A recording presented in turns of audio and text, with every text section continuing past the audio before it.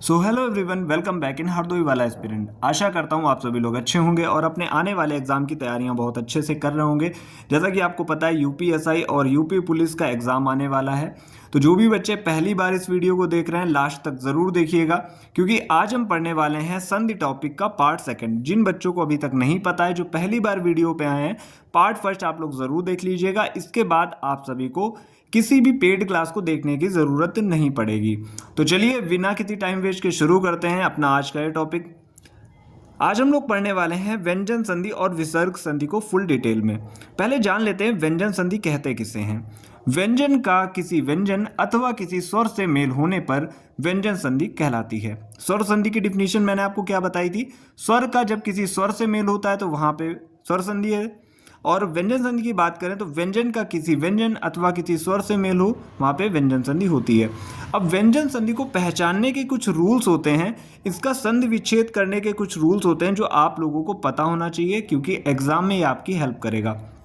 Rule number first क्या कहता है, पहला वर्ण तीसरे वर्ण में चेंज होता है और तीसरा है तो पहले में चेंज होगा। जैसे हमारे 5 वर्ग होते हैं क च ट त प, ठीक है। अब हम शब्द ले लेते हैं, जैसे कि दिगंबर है, तो आपको पता है कि गा आता है तीसरे नंबर पे, तो गा का चेंजमेंट किस में हो जाएगा, पहले में, यानी कि का में। तो दिगंबर किस में टूटा है आप लोग देख पाओगे, दिक प्लस अंबर, ठीक है।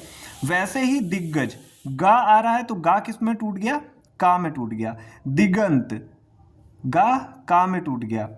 वागीश, वाक प्लस ईश हो गया।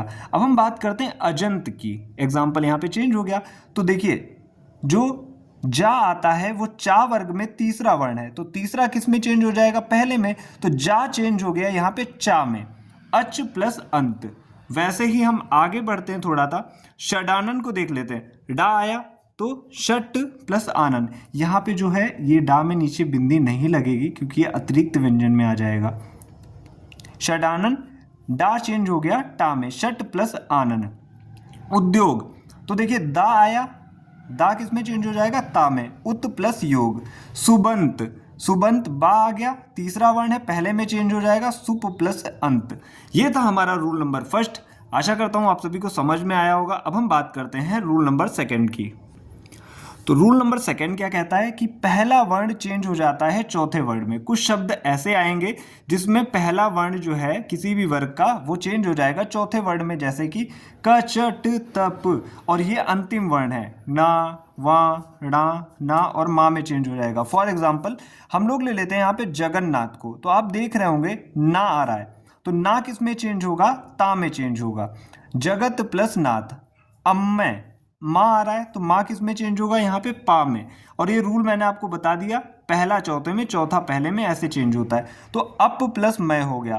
तन्मय की बात करें तो ना आया है, ना किस में चेंज होगा, ता में। तत् प्लस मैं। ये कुछ एग्जाम्पल हैं, ऐसे ही करके आप आगे भी कर पाओगे। उन्मत्त, ना किस में चेंज होगा, ता में चेंज होगा। तुरंत आप पहचान जाओगे यहाँ पे व्यंजन संधि है और कौन सा रूल लग रहा है। और आप अगर प्रैक्टिस कर लेते हो तो आपको ये सारे रूल याद करने की ज़रूरत ही नहीं पड़ने वाली है। अब हम बात कर लेते हैं रूल नंबर थर्ड की। थर्ड रूल क्या है, द्विज व्यंजन नियम। जब भी द्विज व्यंजन आ जाते हैं, जैसे दो व्यंजन एक साथ, जैसे यहाँ पे चा आ रहा है, यहाँ पे आप देख रहे होगे चा आ रहा है, यहाँ पे ना आ रहा है, दो व्यंजन एक साथ आते हैं, तो वो जो द्विज व्यंजन होता है आधा, वो ता में परिवर्तित हो जाता है। जैसे कि उच्चारण, यहाँ पे आप देख रहे होंगे चा जो है आधा वो ता में चेंज हो गया। सच्चरित, ये भी ता में चेंज हुआ। अब यहाँ पे भी देख रहे होंगे आप, दो द्विज व्यंजन आ रहे हैं, ना, तो ना किस में चेंज हुआ, ता में। जगत प्लस नाथ। उज्ज्वल, जा आ रहा है, तुरंत ये ता में चेंज हो जाएगा, उत प्लस ज्वल। उल्लास, यहाँ पे ला आ रहा है, तुरंत चेंज हो जाएगा ता में, उत प्लस लास। उड्डयन, यहाँ पे डा आधा आ रहा है तो तुरंत चेंज हो जाएगा उत प्लस डयन में। अब हम चलते हैं नेक्स्ट पेज पे। आ चुके हैं सेकंड पेज पे, बात कर लेते हैं रूल नंबर 4 की। णा का जो चेंजमेंट होता है वो हो जाता है ना में। शब्द कैसे हैं, परिणाम, तो आप देख रहे होंगे णा किस में चेंज हो जाएगा, ना में चेंज हो जाएगा। तुरंत देखिएगा, परि प्लस णाम था, नाम हो गया। परिमाण, परि प्लस मान हो गया। प्रमाण, प्र प्लस मान हो गया। रामायण, राम प्लस अयन, ना में चेंज हो गया। भूषण, भूषण, यहाँ पे एक राइटिंग मिस्टेक हो गई थी, तो भूषण भूष प्लस ना, कृष्ण कृष प्लस ना, ऐसे करके। अब हम बात करते हैं रूल नंबर 5 की। आई होप आप सभी को चीज़ें समझ में आ रही होंगी। रूल नंबर 5 क्या कहता है कि जो शाह होता है षटकोण वाला, वो सड़क वाले सा में परिवर्तित हो जाता है। फॉर एग्जाम्पल विषम लिखा है, इसको कैसे चेंज करेंगे, वी प्लस सम। शाह जो है तुरंत चेंज हो गया इस वाले शाह में, विषाद वी प्लस साद, सुषमा शु प्लस समा। आप देख पा रहे होंगे जो षटकोण वाला सा है तुरंत इस वाले सड़क वाले सा में चेंज हो रहा है। अभिषेक अभि प्लस शेक, परिषद परि प्लस सद, सुषुप्त सु प्लस सुप्त। रूल नंबर 5 हो गया। अब बात करते हैं रूल नंबर 6 की। रूल नंबर 6 क्या कहता है कि जो अंग की बिंदी होती है वो माँ में चेंज हो जाती है। आप देख पाएंगे यहाँ पे संयोग, तो समयोग हो गया, सा पे जो अंग की बिंदी लगी वो तुरंत माँ में चेंज हुई। सन्यासी सम प्लस न्यासी, संविधान सम प्लस विधान, संचय सम प्लस चय, संकलन सम प्लस कलन, परंतु परम प्लस तू। यहाँ पे भी थोड़ी सी मिस्टेक, कभी कभी पीडीएफ में लिखने में मिस्टेक हो जाती है, यहाँ पे मैं काट के दोबारा से लिख देता हूँ।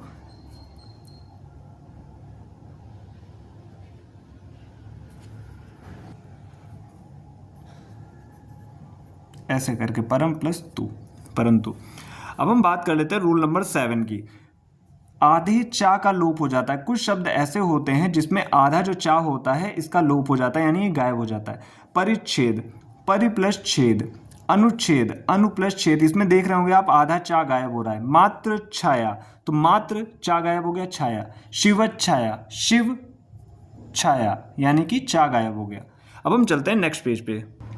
तो हम आ चुके हैं पेज नंबर नेक्स्ट, अगला पेज नंबर है रूल नंबर 8 क्या कहता है कि जो शाह है वो सा में चेंज हो जाता है। मैंने आपको ये बताया था। युधिष्ठिर युद्ध स्थिर, प्रतिष्ठित प्रतिस्थित, तो ये आप देख रहे होंगे शाह जो है सा में चेंज हो गया, और ठा जो है वो था में चेंज हो जाता है। ठा था में चेंज हो गया और ठा था में चेंज हो गया। ज़रूरी नहीं है कि आप सारे नियम याद करो, नियम कभी भी एग्जाम में नहीं पूछा जाता है आपसे, या तो संधि विच्छेद पूछेगा या तो ये पूछेगा इसमें कौन सी संधि है। तो आप व्यंजन को, अगर आप स्वर भी अच्छे से पढ़ लेते हो, विसर्ग भी, तो व्यंजन आपको पढ़ने की ज़रूरत नहीं पड़ेगी, लेकिन फिर भी बेसिक आपको पता होना चाहिए। ये कोई भी टीचर आपको चीज़ें नहीं बताएगा। विसर्ग संधि की बात कर लेते हैं। तो परिभाषा क्या होती है, विसर्ग का किसी स्वर अथवा व्यंजन से मेल होने पर विसर्ग संधि कहलाती है। इसके भी कुछ नियम है, तो चलिए जान लेते हैं कि कहीं भी अगर शब्द में ओ आता है तो वो हमेशा अहा में चेंज हो जाता है। मनोदशा, ओ है तो अहा में चेंज हुआ, मनः प्लस दशा। मनोरंजन, ओ है अहा में चेंज हो गया, मनः प्लस रंजन। मनोनुकूल, तो ओ आया अहा में चेंज हो गया। इसीलिए 5-5 एग्जाम्पल दिए हैं ताकि आप लोग अच्छे से समझ पाओ। तपोभूमि, तपह प्लस भूमि, तपोवन, तपह प्लस वन, मनोरथ, मनः प्लस रथ। ऐसे एग्जाम्पल आ रहे हैं, तुरंत आपको टिक कर देना है विसर्ग संधि है, क्योंकि रूल भी आपको पता होगा तब। बात कर लेते हैं नियम नंबर 2 की, यानी कि रूल नंबर 2 की। रा की जगह विसर्ग आ जाता है। अब आप देख रहे होंगे ये जो ऊपर रा लग रहा है, दुर्गम, रा गायब हुआ, दुह प्लस गम। दुर्जन, रा गायब हुआ, दुह प्लस जन। आशीर्वाद, तो आशीर्वाद में आप लोग यहाँ पे लगा लीजिएगा आशीह प्लस वाद। दुर्बल, दुह प्लस बल। निर्धारण, निह प्लस धारण। निराशा, निह प्लस आशा। चतुर्भुज, चतुः प्लस भुज। नियम नंबर 3 की बात कर लेते हैं। तो आप लोग देख रहे होंगे निश्चिंत, यहाँ पे शाह जो है गायब होकर तुरंत बन रहा है विसर्ग। निश्चिंत, निह प्लस चिंत। निश्चल, निह प्लस चल। निष्ठुर, निह प्लस ठुर। दुस्तर, दुह प्लस तर। ये वाले सा जो हैं, ये जहाँ भी शाह आ रहे हैं वो तुरंत आहा में चेंज हो रहे हैं। चलते हैं नेक्स्ट पेज पे। बात कर लेते हैं कुछ स्पेशल संधि विच्छेद होते हैं जिनमें कोई भी नियम काम नहीं करता, वो डायरेक्ट ऐसे ही तोड़ के लिख दिए जाते हैं। जैसे प्रातः काल, तो प्रातः प्लस काल। अंतःकरण, अंतः प्लस करण। अधः पतन, अधः प्लस पतन। ऐसे करके डायरेक्टली ये लिखे जाएंगे, और ये एग्जाम में अक्सर पूछ भी लिए जाते हैं और नहीं भी पूछे जाते हैं, बट मैंने आपको सारी चीज़ें क्लियर करा दी। व्यंजन संधि, विसर्ग संधि, जो बच्चे लास्ट तक वीडियो देखेंगे काफ़ी कुछ यहाँ से सीख के जाएंगे। अब बात कर लेते हैं कुछ क्वेश्चंस की जो अभी हाल फिलहाल में एग्जाम में आए हुए हैं। आपके यूपीएसआई का जो एग्जाम हुआ था पिछला, यशोदा, अभी मैंने आपको बताया ओ किस में चेंज होता है, आहा में। यशः प्लस दा, तुरंत हो जाएगी विसर्ग संधि। और क्वेश्चन ऐसे ही आएंगे एग्जाम में। यूपीएसआई एग्जाम 2021 में आया है। सूर्योदय, सूर्योदय की बात करें तो ये है सूर्य प्लस उदय। तो अब आप देख पाओगे इसमें एक मात्रा आ रही है, एक मात्रा आ रही है। मैंने आपको हमेशा से बताया था एक मात्रा वाले शब्द किस में आते हैं, गुण स्वर संधि में आते हैं।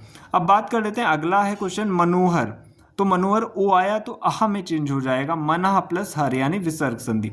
मनोयोग, मनः प्लस योग। निर्भय, निह प्लस भय, अभी मैंने आपको कराया था, निह प्लस चेष्ट। तो इसका जो संधि विच्छेद आपको दे देगा और आपसे पूछेगा शब्द कौन सा था, तो निश्चेष्ट आपको लगा देना। प्रति आघात, प्रत्याघात, यानी कि ये कौन सी संधि है, ये है यड़ संधि।